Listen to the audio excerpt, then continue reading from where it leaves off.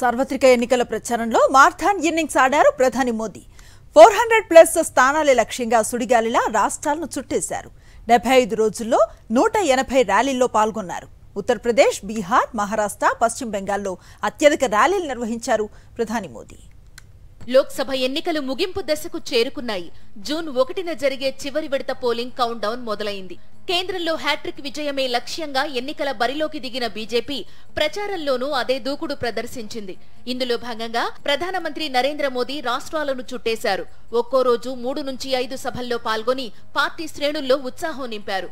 మొత్తంగా ఎన్నికల షెడ్యూల్ ప్రకటించిన తరువాత నుంచి ఈ 2.5 నెలల్లో దాదాపు 180 ర్యాలీలు నిర్వహించారు ప్రధాని. మార్చి 16న ఎన్నికల షెడ్యూల్ విడుదల కాగా అప్పటి నుంచి ప్రచార వేగాన్ని పెంచింది కమలదళం.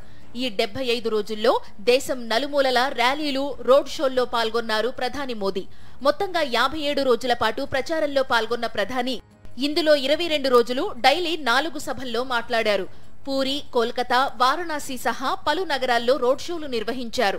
ఒక్క మే నెలలోనే 96 ప్రచార సభల్లో ప్రసంగించారు ప్రధాని మోదీ.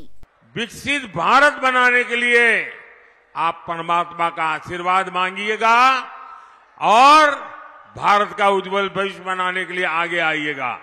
मेरे साथ बोलिए, भारत माता की, भारत माता की, भारत माता की।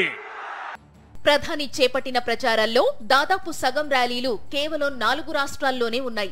80 మంది ఎంపీలను ఎన్నుకునే ఉత్తరప్రదేశ్లో అత్యధికంగా 31 సభలు నిర్వహించారు. దీదీ ఇలాకా పశ్చిమ బెంగాల్లో రికార్డు స్థాయిలో 22 ర్యాలీల్లో పాల్గొన్నారు. బుధవారం కూడా ఆయన బెంగాల్లో ప్రచారం చేపట్టారు. ఆ తరువాత బీహార్పై దృష్టి పెట్టిన ప్రధాని ఆ రాష్ట్రంలో 20 ర్యాలీల్లో పాల్గొన్నారు. మహారాష్ట్రలో 19 ప్రచార కార్యక్రమాలు చేపట్టారు. 2019తో పోలిస్తే మహారాష్ట్రలో ఈసారి రెట్టింపు స్థాయిలో ర్యాలీలు నిర్వహించారు మోదీ.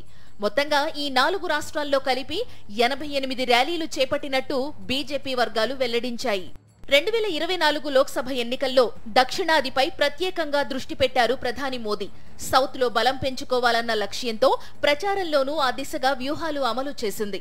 దక్షిణ భారతంలోని 5 రాష్ట్రాల్లో ప్రధాని 35 ర్యాలీలు నిర్వహించారు.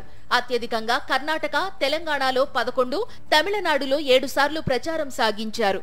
కర్ణాటకలో గత ఎన్నికల్లో బీజేపీ అత్యధిక స్థానాలు దక్కించుకుంది. ప్రస్తుతం అక్కడ కాంగ్రెస్ అధికారంలో ఉండడంతో స్పెషల్ ఫోకస్ పెట్టింది బీజేపీ. అందుకే మోదీ సభలు పెంచింది. ఒడిశాలో నవీన్ పట్నాయక్ నేతృత్వంలోని బిజు జనతాదళ్తో పొత్తు కుదరకపోవడంతో ఆ రాష్ట్రం పైన బీజేపీ గట్టిగానే ఫోకస్ పెట్టింది. అక్కడ మోదీ 10 సభలు నిర్వహించారు. జగన్నాథ సన్నిధి పూరిలో ఆయన చేపట్టిన భారీ రోడ్ షోకు పెద్ద ఎత్తున ప్రజలు హాజరయ్యారు. ఇక సొంత రాష్ట్రం గుజరాత్లో మోదీ 5 సభల్లో పాల్గొనగా మధ్యప్రదేశ్లో 10, జార్ఖండ్లో 7, రాజస్థాన్లో 5, ఛత్తీస్గఢ్లో 4, హర్యానాలో 3 ర్యాలీలు నిర్వహించారు ప్రధాని. హిమాచల్ ప్రదేశ్, ఉత్తరాఖండ్తో పాటు ఈశాన్య రాష్ట్రాల్లోనూ ప్రచారాల్లో పాల్గొన్నారు. కేంద్రపాలిత ప్రాంతం జమ్మూ కశ్మీర్లోనూ ఓసారి పర్యటించిన ప్రధాని పలు జాతీయ, ప్రాంతీయ మీడియా సంస్థలకు ప్రత్యేకంగా ఇంటర్వ్యూలిచ్చారు. 2024 ఎలక్షన్ సీజన్లో తన చివరి ప్రచారాన్ని పంజాబ్లో నిర్వహించారు ప్రధాని మోదీ. హోషియార్పూర్ బహిరంగ సభతో సార్వత్రిక ప్రచార పర్వానికి ముగింపు పలికి ధ్యానముద్రలోకి వెళ్లారు.